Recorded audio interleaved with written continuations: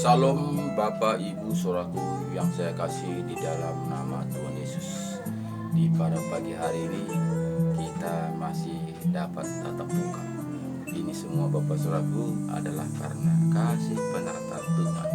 Tuhan sangat mengasihi kita, sangat peduli kepada kita, sehingga di pada pagi hari ini kita masih diberikan nafas untuk menikmati dunia ini. Jadi Bapak Ibuku yang saya kasih di dalam nama Tuhan Yesus, kita harus bersyukur kepada Tuhan, di mana kita masih diberikan kesempatan untuk merenungkan kebenaran firman Tuhan. Karena semuanya itu Bapak Saudaraku, tanpa kita melakukan kebenaran firman Tuhan, kita tidak akan dapat rencana Tuhan. Apa rencana Tuhan dalam kehidupan kita?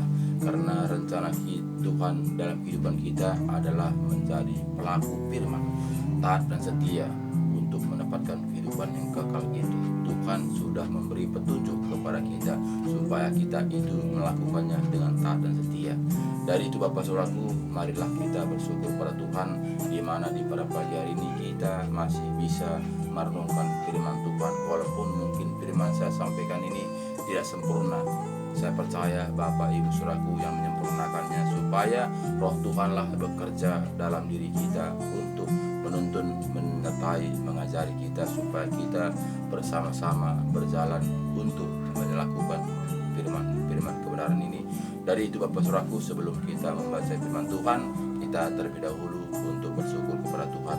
Mari sama-sama kita berdoa. Ya Bapa kami yang baik dalam kerajaan surga, kami mengucap syukur kepada Engkau Yesus, di mana Tuhan Engkau telah membimbing, menopang, menyertai, melindungi kami dari pagi, siang, sore, bahkan di malam hari tadi kami tidurnya, dan di pada pagi ini Engkau telah banguni kami dengan sehat walafiat. Itu semua kami rasakan oleh tuntunan penyertaan firman-Mu. Tuhan Yesus yang baik, teramat baik, di mana Bapa di pada malam hari ini Engkau telah menyertai kami, menuntun kami, dan di pada pagi ini Engkau telah bangun kami dengan sehat walafiat. Itu semua Tuhan Yesus kami rasakan oleh tuntunan penyertaan firman-Mu. Kami hanya bisa bersyukur kepada Engkau saja Tuhan. Dan di pada pagi ini juga Bapa, kami juga akan membaca sebagai firman-Mu. Engkau campur tangan, Engkau berkarya, Engkau membimbing kami, sehingga betul-betul Bapa kami bisa mengerti akan kebenaran firman-Mu, supaya kami Bapa tidak hanya ikut-ikutan saja, tidak hanya dengaran saja, tapi betul-betul kami menjadi pelaku firman-Mu, taat dan setia. Terima kasih Bapa, terima kasih syukur Bapa, Engkau begitu baik.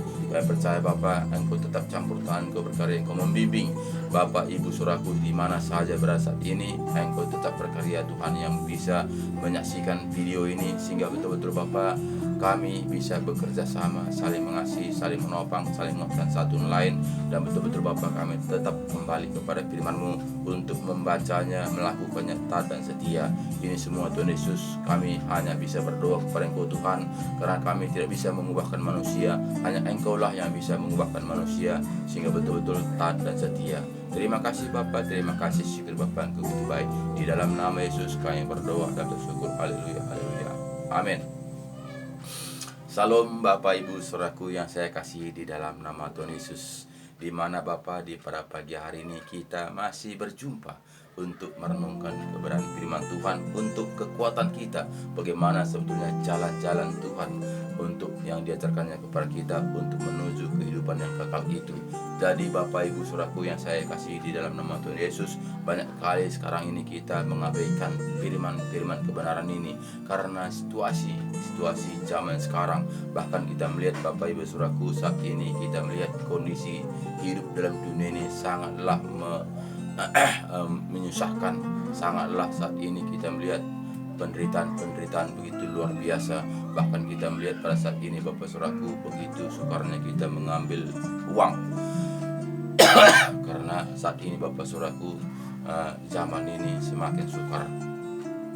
Jadi Bapak Ibu Saudaraku yang saya kasih di dalam nama Tuhan Yesus, jika kita tidak kembali kepada firman Tuhan, tentu kita cemas, akan ragu-ragu, akan khawatir akan masa depan kita, apalagi masa depan anak-anak dan cucu kita.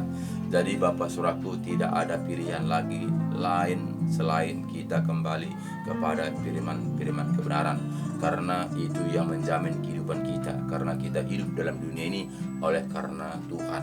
Jadi jika kita kembali kepada Tuhan, tentu kita akan dituntun seturut dengan kehendak-Nya, karena kita lah yang mengaku ini menjadi anak-anaknya. Apalagi kita mengaku orang Kristen, orang pengikut Kristus.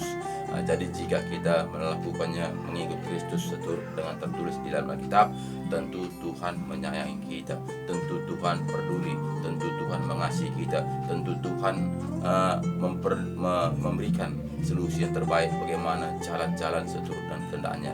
Karena kita ini Bapak Saudaraku, kita datang ke dunia ini karena Tuhan, kita pergi dari dunia ini kita itu juga karena Tuhan. Jadi kita hanya singgah saja, hanya sementara saja kita hidup dalam dunia ini. Jadi Bapak Saudaraku, yang harus kita pikirkan saat ini bagaimana kita bisa menjalankan kehidupan dalam dunia ini dapat ketenangan. Karena di dalam dunia ini tidak ada ketenangan Bapak Saudaraku. Ya, karena kita melihat banyak orang saat ini hidup dalam dunia ini untuk mencari ketenangan itu, tapi di mana-mana tidak akan dapat, karena keterangan di dalam dunia ini adalah sementara saja. Bahkan banyak kita melihat pada saat ini Bapak Saudaraku, orang-orang pergi piknik keluar kota, bahkan juga ke gunung, bahkan juga ke laut, bahkan juga kemana-kemana piknik untuk menyenangkan hatinya. Tapi bahkan kita melihat hanya sekejap saja, ketika dia pulang dari dia pergi tadi, dia akan muncul masalah-masalah lain. Kita melihat bagaimana saat ini banyak juga orang pergi menyenangkan diri adalah pergi pesta narkoba. Tiga pulang dari situ bahkan juga penderitaan yang datang. Bahkan kita melihat juga orang-orang banyak pergi menyenangkan diri, cari kesenangan adalah menjalankan seks bebas. Bahkan juga pulang dari sana juga tetap masih penderitaan. Bahkan juga pergi dia pesta pora, pulang dari sana tetap juga penderitaan. Jadi tidak ada kesenangan yang sungguh-sungguh. Hanya di dalam nama Tuhan Yesuslah kita bisa mendapatkan kesenangan yang sejati. Kenapa? Karena Tuhan memberi kita kekuatan. Karena kita tidak sama seperti orang dunia ini, tapi kita itu ada penuntun kita, ada pembela kita, ada yang menopang kita, sehingga kita apapun yang kita hadapi dalam dunia ini, kita tidak putus asa, kita akan tidak stres, kita tidak akan sungguh-sungguh. Karena apa? Karena ada Bapa kita yang memperhatikan kita. Jadi Bapak Ibu Saudaraku yang saya kasih di dalam nama Tuhan Yesus, marilah kita kembali kepada firman kebenaran. Undang keluarga kita, istri, anak-anak kita, cucu kita, supaya kita bersatu untuk memuji, memuliakan nama Tuhan. Dari situ Bapak Saudaraku, kita mendapatkan keindahan, kenyamanan, kesenangan yang sejati itu. Kenapa? Karena kita bisa sehati untuk memuji, memuliakan nama Tuhan. Jadi jika kita mementingkan diri sendiri, apalagi kita mencari, bahkan kita tidak menghiraukan anak dan cucu kita, sehingga kita itu akan ujung-ujungnya stres, karena kita melihat bagaimana saat ini saudaraku, sangatlah penderitaan itu makin sukar, itu tanda-tanda akhir zaman. Karena Alkitab sudah mengatakannya akan datang kesukaran di akhir zaman. Jadi itu penggenapan Alkitab. Jika tidak demikian Bapak Saudaraku, berarti tidak benar Alkitab, tidak benar firman Tuhan ini. Tapi kenyataannya kita lihat bagaimana apa yang tertulis di dalam Alkitab ini semuanya nyata, semuanya terjadi. Jadi Bapak Saudaraku, marilah kita kembali kepada Alkitab supaya kita mengerti jalan-jalannya Tuhan, supaya kita tahu bagaimana seharusnya kita ini hidup di dalam dunia ini. Jangan kita hanya sekedar ikut-ikutan saja, jangan sekedar kita hanya Kristen saja, tapi mari kita kembali kepada Alkitab, kita baca Alkitab ini sepenuhnya, kita renungkan dan kita lakukan, kita praktekkan supaya kita mengerti bagaimana sebetulnya menjadi orang Kristen yang sejati, menjadi pelaku firman itu. Kita akan mendapatkan kesenangan yang luar biasa. Jadi Bapak Saudaraku, memang jika kita berpikir secara daging adalah mengikut Kristus itu adalah penderitaan. Di mana kita lihat membaca di sini Bapak Saudaraku, di mana di Matius 10 ini ayat 16. Di sini katanya kalau kita ini merenungkannya, kalau kita pakai dengan logika kita, dengan daging kita, tentu kita tidak mau, bahkan kita itu menghindari. Karena apa? Karena sini menyiksa diri. Di mana di sini katakannya kepada kita sebagai anak-anak Tuhan di akhir-akhir zaman ini adalah mengatakannya judulnya penganiayaan yang akan datang dan pengakuan akan Yesus. Jadi jika kita mengaku kita ini anak Tuhan Yesus, tentu ada penganiayaan, ada penderitaan, ada tantangan, ada pergumulan. Jadi makanya Bapak Saudaraku banyak saat ini tidak sungguh-sungguh untuk menjalankan kebenaran firman Tuhan. Karena apa? Karena ada penganiayaan, ada ada tantangan yang kita hadapi. Apalagi sekarang ini kita hidup di lingkungan minoritas, lingkungan dan lingkungan masih yang mengikuti aturan-aturan dunia. Jadi bagaimana kita melakukan seturut dengan kehendak Tuhan, tentu kita akan dicaci, dihina, dikata-katai. Tapi itu jangan khawatir. Karena apa? Karena kita itu adalah pelaku firman, adalah anak-anak Tuhan. Jadi sini katanya kepada kita tadi, lihat aku mengutus kamu seperti domba ke tengah-tengah serigala. Sebab itu hendaklah kamu cerdik seperti ular dan tulus seperti merpati. Jadi katanya Bapak Saudaraku, kita diutus sama seperti domba ke tengah-tengah serigala. Juga kita pikirkan Bapak Saudaraku, domba dilepaskan di tengah-tengah serigala, apalah akhirnya? Pasti akan kita dibantai habis-habisan, dimakan habis-habisan, saudaraku.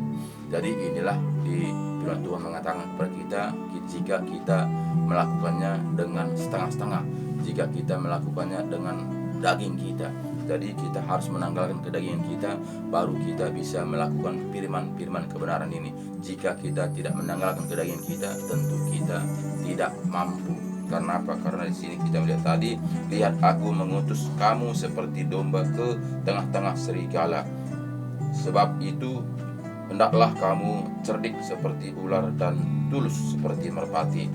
Tetapi waspadalah terhadap semua orang, karena ada yang akan menyerahkan kamu kepada majelis agama, dan mereka akan menyesat kamu di rumah ibadahnya. Dari sini kita melihat bagaimana tantangan yang kita hadapi, saudaraku, sehingga banyak orang ini cerdik, lincah seperti merpati. Karena ini diputar balikkan Bapak Saudaraku, sehingga kita cerdik untuk menghadapi apa yang tertulis dalam Alkitab ini. Lincah kita menghadapinya, membaca firman Tuhan ini. Jadi bukannya kita diajari supaya kita cerdik menghadapi situasi tantangan ini, tapi kita cerdik untuk membaca Alkitab ini. Makanya banyak orang mengatakan, udahlah, kita kan udah selamat, yang penting kamu ke gereja saja, percaya, beriman saja, tak usah kamu baca-baca Alkitab itu, tak usah kau renungkan Alkitab itu tidak ada gunanya, itu membuat buang-buang waktu saja. Itu dunia mengatakan. Kenapa? Karena ya tadi tak mungkin kita mampu untuk menanggalkan kedagingan kita, sehingga kita itu firman itu kita kesampingkan, sehingga firman itu kita kesampingkan supaya kita itu mendapatkan pembelaan daging kita. Jadi itu Bapak Saudaraku, itu yang akan terjadi akhir-akhir zaman ini, sehingga kita tidak akan suka untuk membaca firman-firman kebenaran. Padahal Bapak Saudaraku, keselamatan itu adalah dari firman. Karena kita tahu di mana katanya Yohanes 1 ayat 1, pada mulanya adalah firman. Firman itu adalah sendiri. Kalau memang betul-betul firman itu ada sendiri, saudaraku, kenapa kita tidak membacanya? Kenapa kita tidak rindu akan Tuhan? Nah, jadi jika kita memang betul-betul rindu akan Tuhan, rindu akan keselamatan itu, kita pasti akan membaca firman, yaitu Alkitab yang kita percayai. Kita baca dan kita imani dan kita praktekkan dalam kehidupan kita, sehingga kita mendapatkan bagaimana sebetulnya rencana Tuhan dalam kehidupan kita. Tapi nyatanya Bapak Saudaraku, saat ini kita tidak ada waktu untuk membaca Alkitab.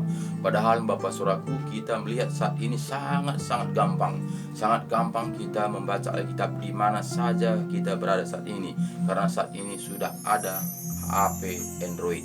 Kita bisa membuka aplikasinya di situ, Alkitab, di mana saja kita bisa membaca. Tapi kita memakai Android kita itu bukannya membaca firman kebenaran, tapi kita melihat hal-hal yang lain, hal-hal tentang dunia ini.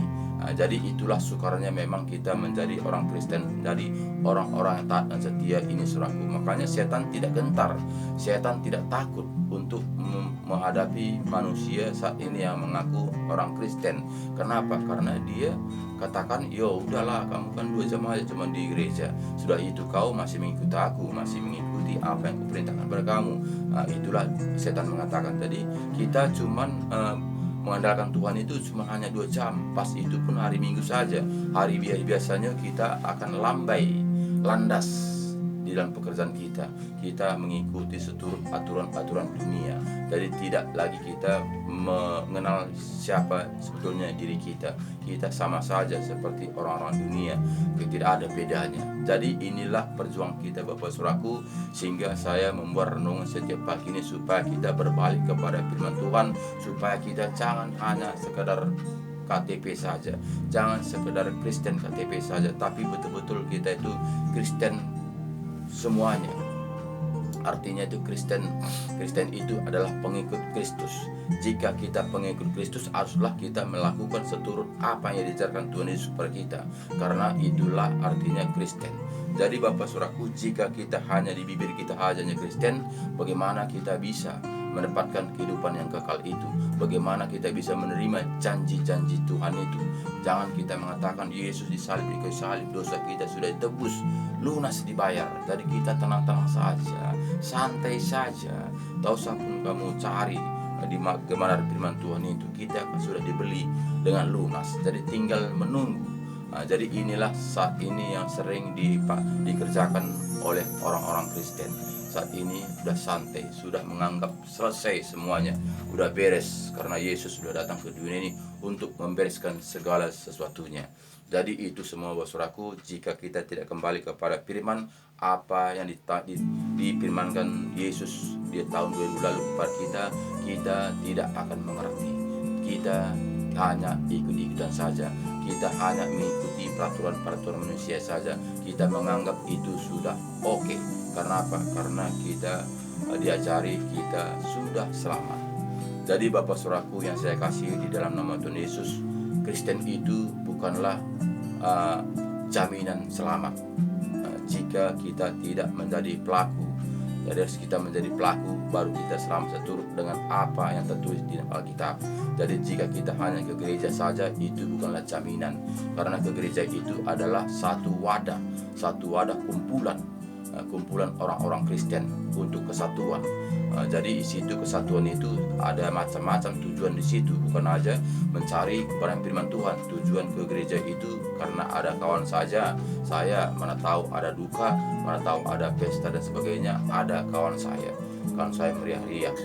Jadi banyak saat ini yang mengandalkan seperti itu. Bahkan juga supaya saya pakai pakaian saya, wah, orang melihat saya pakai bercincin berlian saya, pakai anting saya, pakai sepatu saya mengkilap, pakai jas saya, supaya pandang orang saya, dipuji saya bahwa orang saya ini orang setia dan taat kepada Tuhan. Jadi itu tujuan sebetulnya ke gereja itu banyak juga tujuannya supaya menutupi tingkah lakunya yang tidak sesuai dengan firman. Berarti kita rajin ke gereja, itu rajinnya gereja itu tidak mungkinlah kelakuan seperti itu. Jadi menutupi kelakuannya yang tidak sesuai dengan firman Tuhan. Banyak juga datang seperti itu. Bahkan juga kita melihat banyak dia menyumbang ke gereja. Itu dibuat seperti itu, dia taatnya kepada Tuhan itu. Buktinya dia menyumbang gereja, bahkan ini setengah gereja ini biayanya dari dia itu. banyak seperti itu. Jadi jangan kita lihat hanya sekedar dunia saja. Baik di mata manusia belum tentu baik di mata Tuhan. Jadi Bapak Ibu Saudaraku yang saya kasih di dalam nama Tuhan Yesus, di sini perlu kita baik di mata Tuhan, bukan baik di mata manusia. Jadi jika kita memang betul-betul mendapatkan seturut dengan kehendak seturut dengan Alkitab, itu relatif. Ketika kita baik untuk melakukan firman Tuhan, tentu kita juga baik kepada semua manusia, karena Tuhan mengatakan kasihilah sesamamu manusia seperti dirimu sendiri, bahkan doakan musuh-musuhmu. Jadi itu sudah membuktikan kita itu, jika kita kembali kepada Tuhan, melakukan taat dan setia, tentu juga kita melakukan hal-hal tentang dunia ini seturut dengan kehendak Tuhan. Jadi itu contoh, itu gambaran. Tidak bisa kita beli dengan uang kita. Banyak saat ini kita merasa uang kita itu bisa menyelamatkan kita, sehingga kita bangun gereja sana besar-besar supaya Tuhan melihat hati saya ini, bahasa ini betul-betul mengasihi Tuhan, sehingga dia uangnya disetorok sana untuk membeli tapak gereja, untuk membangun gereja. Tapi Tuhan itu bukan itu mau Tuhan. Tuhan itu diri kita Tuhan mau, bukan uang kita Tuhan mau. Itu tidak, karena Tuhan itu punya segala-galanya. Dia menciptakan langit beserta dunia beserta isinya. Jadi jangan pernah kita mengandalkan uang kita, karena uang kita itu ini berlaku hanya di dunia ini saja, tapi tidak laku kepada Tuhan. Jadi Bapak Saudaraku, kita harus menyerahkan diri kita ini sepenuhnya kepada Tuhan. Kita melakukan firman Tuhan taat dan setia, tidak bisa dibayar dengan uang. Jadi inilah kadang-kadang kita Bapak Saudaraku tidak mengerti jalan-jalannya Tuhan jika kita tidak kembali kepada Alkitab yang kita percayai. Dan di sini kita melihat Bapak Saudaraku, tetapi waspadalah terhadap semua orang, karena ada yang akan menyerahkan kamu kepada majelis agama, dan mereka akan menyesah kamu di rumah ibadahnya. Dan karena aku kamu akan digiring ke muka penguasa-penguasa dan raja-raja sebagai suatu kesaksian bagi mereka dan bagi orang-orang yang tidak mengenal Allah. Jadi sini Bapak Saudaraku, kita akan disesah, kita akan dihina, kita akan dikata-katai, kita akan dicaci, kita akan dianiaya oleh karena nama Tuhan Yesus. Jadi ini saudaraku, tidaklah seberapa orang Kristen mau menghadapi ini. Orang Kristen pada umumnya yang mau menghadapinya adalah jika kamu datang ke gereja, memuji, memuliakan nama Tuhan, kamu akan diberkati berlimpah-limpah. Jadi banyak orang Kristen berduyun-duyun datang ke gereja hanya mencari berkat. Karena hamba Tuhan mengatakan kamu akan diberkati berlimpah-limpah. Jadi bukannya sebetulnya tujuan kita ke gereja itu tentang duniawi. Jika tujuan kita ke gereja itu tentang duniawi, baik aja kita menyembah setan. Nah, kita lihat bagaimana Yesus pas dia dibawa ke gunung yang tertinggi. Apa kata setan kepada Tuhan Yesus? Jika engkau mau menyembah aku, akan kuberikan kerajaan dunia ini. Itu kata setan. Jadi sumber kalau kita memang mau pikiran kita hanya tentang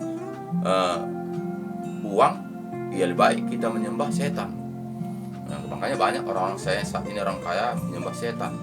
Nah, dia akan berikan itu apa mau kita. Setan itu mempunyai, karena dia dijatuhkan di dunia ini, dia mempunyai yang ada dalam dunia ini, sehingga dia bisa beri kepada kita jika kita menyembah setan. Jadi Bapak Saudaraku, tujuan kita itu bukanlah hal-hal tentang dunia ini, tapi tujuan kita itu adalah hal-hal kehidupan yang kekal. Karena sama setan itu tidaklah ada hidup yang kekal. Tapi apa? Tapi kita melihat di Wahyu itu adalah ahli-ahli orang-orang Farisi dan ahli-ahli Taurat beserta setan akan dihukum bersama-sama sisi iblis. Jadi kita melihat di situ saudaraku, sehingga kita itu sebetulnya jika kita membaca firman Tuhan ini dengan detail dan kita merenungkannya, sehingga kita tidak akan tergoda oleh situasi di dunia ini. Bukan kita tidak perlu uang, perlunya kita uang, tapi kita harus seturut dengan kehendak Tuhan. Seturut dengan kehendak Tuhan. Jangan seperti dunia ini. Dunia mengatakan buru-buru kamu mencari halal, cari haram aja susah, dia mengatakan. Jadi jika demikian Bapak Saudaraku, kemana kita ini? Kemana kita semuanya ini Saudaraku? Jika demikian pemikiran kita semua, apalagi kita katakan ke saya ini orang Kristen, pengikut Kristus, tapi kita itu mencari hal-hal seperti demikian. Jadi Bapak Saudaraku, harus kita mengenal kita. Kenapa Yesus memperkenalkan Lazarus menderita, bahkan dia melihat kerjanya hanya minta-minta. Kita lihat tubuhnya penuh dengan borok, bahkan anjing yang menjilat boroknya. Jadi itu kita melihat bukannya itu hanya sebagai hiasan, tapi itu supaya kita tahu diri siapa kita sebenarnya. Bahkan kita melihat pamannya itu perjuangannya bukanlah hal-hal tentang dunia ini. Kalau memang Tuhan Yesus perjuangannya hal-hal tentang dunia ini, tentu pamannya itu dibuatnya ganteng, dia punya istana, tidak minta-minta di tempat orang kaya, hanya anjinglah menjilati boroknya. Betapa hinanya itu Saudaraku. Jika kita memandang kenapa Yesus raja segala raja tega pamannya menjadi peminta-minta, itu kan tidak logika secara manusia, segala akal manusia itu tidak logika. Tapi kenyataannya begitu Bapak Saudara. Itu kenyataannya kita ini tidaklah mengutamakan dunia ini, hal-hal tentang dunia. Walaupun kita menderita di dalam dunia ini, tapi tujuan kita bukanlah dunia ini. Tapi kita melihat bagaimana orang kaya dengan orang Lazarus, bagaimana Lazarus itu dia ketika meninggalkan dunia ini, dia akan berjumpa dengan Bapak Abraham. Dia akan duduk di bangku Abraham. Jadi ketika kita melihat juga orang kaya itu yang dia mati, dia akan mati, dia akan sisa di alam maut. Jadi Bapak Saudaraku, itu contoh, itu kita bercermin supaya kita jangan mengutamakan seperti orang kaya tadi. Dia di dunia ini dia pesta pora karena dia orang kaya, dia bersenang-senang di dalam dunia ini. Ternyata ketika dia meninggalkan dunia ini, dia akan masuk ke alam maut. Sehingga dia mengatakan, oh Bapak Abraham, tolonglah saya, suruhlah Lazarus itu mencelupkan jarinya ke air itu supaya diteteskan ke lidah saya ini, karena sini panas sekali katanya. Tapi apa kata Bapak Abraham? Orang di sini nggak bisa ke situ, dari situ bisa nggak bisa ke sini, karena jurang pemisah kita sangat luas, tidak bisa menyeberang katanya. Jadi jika demikian Bapak Abraham, tolonglah, suruhlah Lazarus itu pergi ke dunia supaya diberikannya kepada Bapakku di dunia, karena ada 5 lagi saudaraku di dunia katanya. Tapi apa kata Bapak Abraham? Walaupun disuruh Lazarus ini ke dunia, orang-orang itu tidak akan percaya, tapi adalah surat Yesaya di dunia katanya. Jadi Bapak Saudaraku, yang penting itu surat, yaitu Alkitab. Alkitab yang penting Saudaraku. Walaupun mungkin datang orang dari surga mengatakan begini-begini, banyak itu di YouTube itu kita melihat, aku sudah berbicara dengan Tuhan, aku sudah jumpa dengan Tuhan, aku sudah masuk dalam surga, berapa sekian lama aku masuk surga. Itu karena katanya, tapi kita nggak lihat kenyataan kebetulannya, kepastiannya itu kita nggak lihat. Tapi dia mengatakan seperti itu. Jadi jika demikian Saudaraku, bagaimana kita akhirnya? Bagaimana akhirnya kita lihat, bahkan kita melihat perkara-perkara yang sudah bersaksi seperti itu, tapi dia masih juga memikirkan hal-hal tentang dunia ini. Masih bagaimana caranya supaya saya banyak persepuluhan, banyak jiwa-jiwa jemaatku, supaya banyak berlimpah-limpah yang saya kumpulkan. Jika memang dia pikirkan sudah memang dia pergi ke surga Saudaraku, tak mungkin lagi dia pikirin hal-hal demikian. Pasti dia hartanya akan dilimpahkannya untuk kemuliaan nama Tuhan, untuk memberitakan firman Tuhan, untuk menyelamatkan manusia. Jika memang sudah pernah dia ke surga Saudaraku, ternyatanya tidak, dia pergi sana-sana sini untuk meraih tentang hal-hal dunia ini.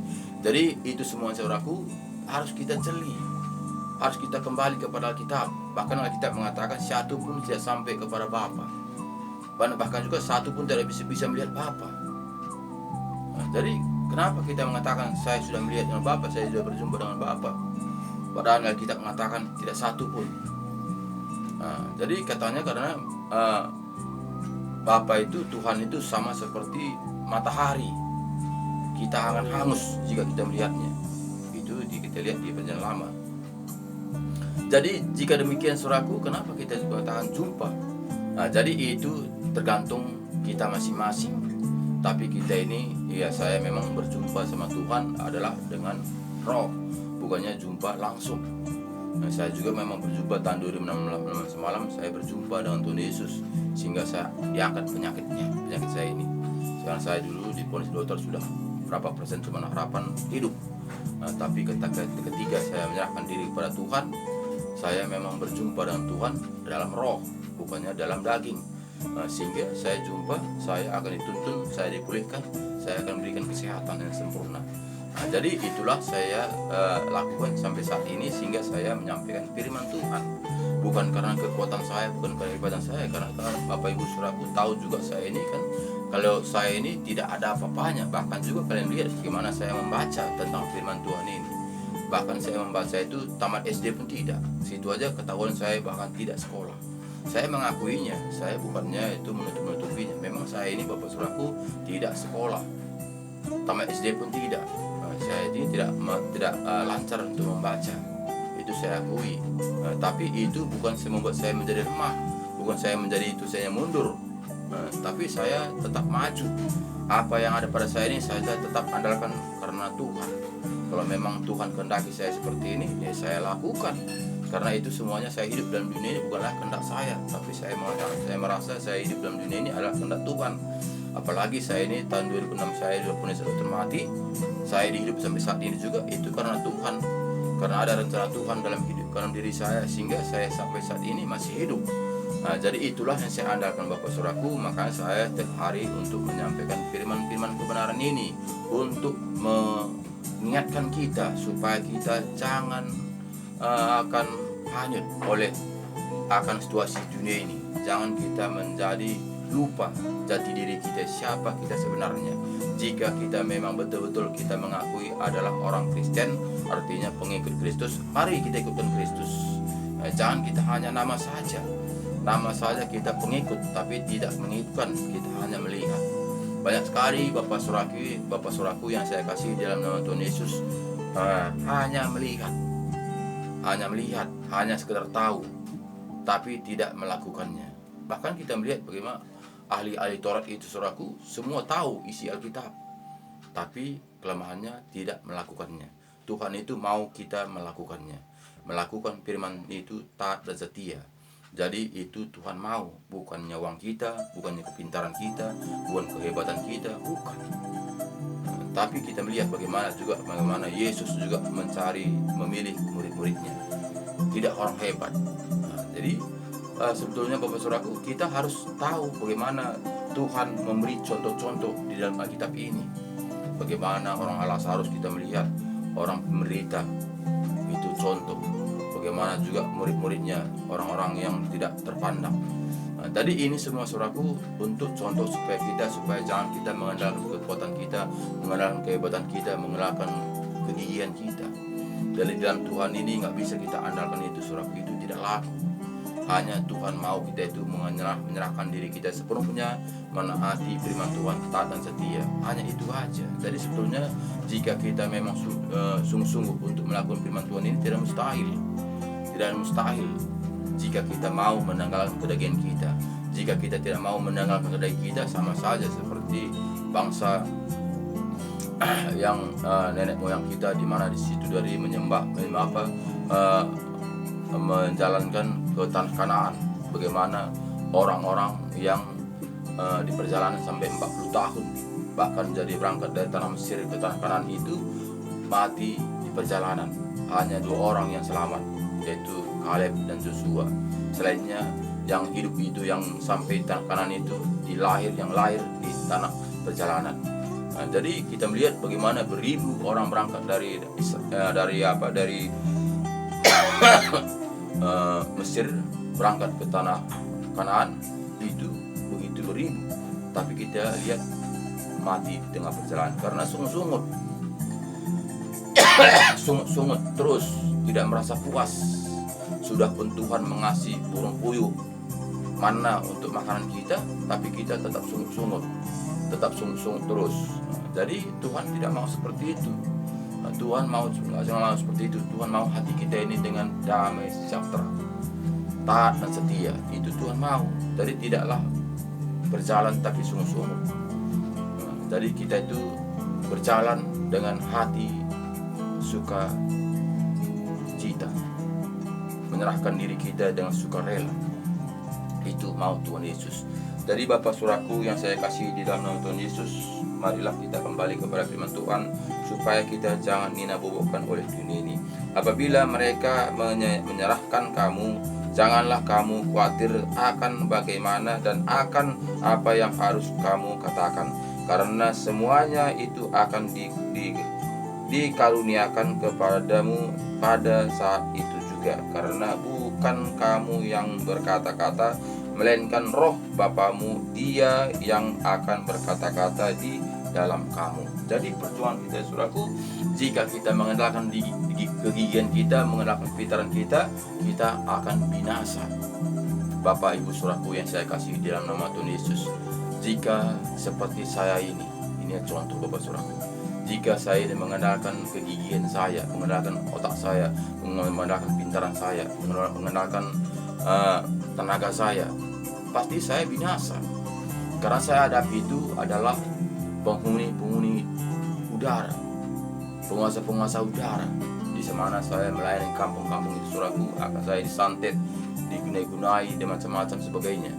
Tapi semuanya itu, kalau jika kita andalkan dengan kekuatan kita, pasti kita tumbang, pasti kita binasa. Nah, tapi tekad saya adalah mati untuk Tuhan, hidup untuk Tuhan, sehingga saya berjalan terus. Saya andalkan Tuhan sepanjang jalan saya, sehingga sampai saat ini saya masih hidup. Walaupun tantangan demi tantangan yang saya hadapi, banyak tantangan yang saya hadapi, saudaraku, tapi tidak itu membuat saya mundur.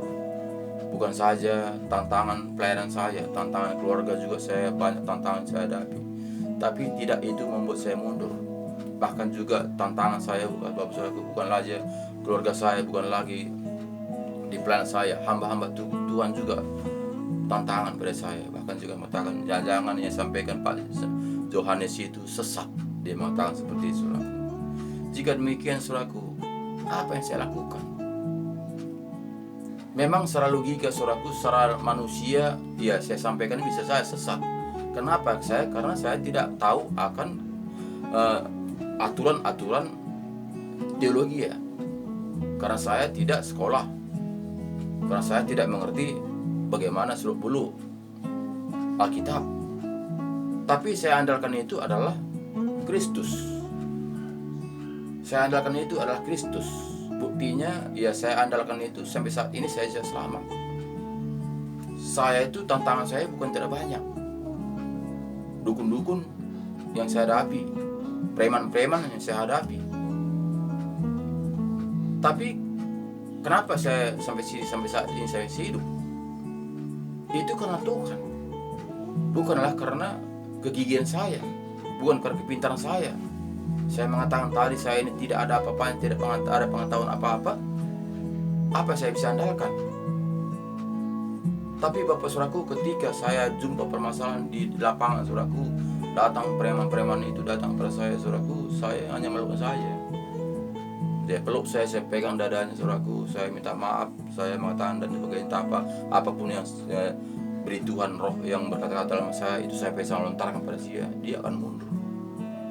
Seberapa preman itu datang, saya peluk dia, saya minta maaf pada dia, saya berkata-kata seturut apa yang dia dikehendaki Tuhan, dia mundur. Sehingga mundur dia semua terapi, sehingga saya mengatakan sehingga saya berangkat. Jadi itu, saudaraku, bukanlah kekuatan saya, bukan. Saya tahu Bapak saudaraku, saya tidak apa-apanya, gedebun tidak. Tapi karena ada roh Tuhan itu yang bekerja. Sama firman Tuhan mengatakan seperti tadi ini, di mana kata yang tadi kepada kita, Ayat 19 ini, apabila mereka menyerahkan kamu, janganlah kamu khawatir akan bagaimana dan akan apa yang harus kamu katakan, karena semuanya itu akan dikaruniakan kepadamu pada saat itu juga, karena bukan kamu yang berkata-kata, melainkan roh Bapamu, dia yang akan berkata-kata di dalam kamu. Itu yang saya andalkan, Bapak Saudaraku. Bukan kekuatan saya, bukan kehebatan saya, bukan kegigihan saya, tidak. Saya, saudaraku, disenggol saya sudah terkapar, saudaraku. Tapi bukan itu saya andalkan, saudaraku. Saya Tuhan, Tuhan, kau lihat ini semua, Tuhan. Saya nggak bisa berbuat apa-apa.